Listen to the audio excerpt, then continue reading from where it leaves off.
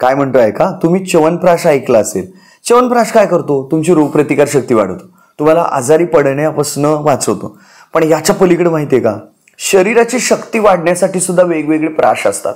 च्यवन हा सोडून द्या, प्राश म्हणजे चाटण, प्राश म्हणजे हे खाण्याचं औषध, जॅम जेली जसं खातात त्या पद्धतीनं बनवलेलं लेह चाटणाचं औषध म्हणजे प्राश. आणि हा प्राश फक्त च्यवनप्राश नसतो, तो वेगवेगळा सुद्धा असतो. ज्या लोकांना सतत सर्दी आहे त्यांचा प्राश वेगळा असतो. ज्या लोकांना लैंगिक समस्या आहेत, ज्या लोकांच्या पुरुषामध्ये म्हणजे पुरुषांच्या बाबतीतला हा विषय आहे की खूप ताठरता येत नाही किंवा वेगवेगळ्या पद्धतीनं मला शरीराचे आजारच आहेत डॉक्टर असं म्हणणाऱ्या लोकांना सुद्धा वेगवेगळे प्राश जे आहेत, मकर प्राश सारखे औषधं जे आहेत ते आतून शक्ती वाढवण्यासाठी उपयोगी ठरतात. आणि त्यामुळे आपल्याला एवढंच माहित असतं की फक्त च्यवनप्राश खावा, नाही, च्यवनप्राशासारखे हजारो प्रकारचे प्राश जे आहेत ते तुमच्या वेगवेगळ्या आजारानुसार वैद्याकडून बनवून मिळतात.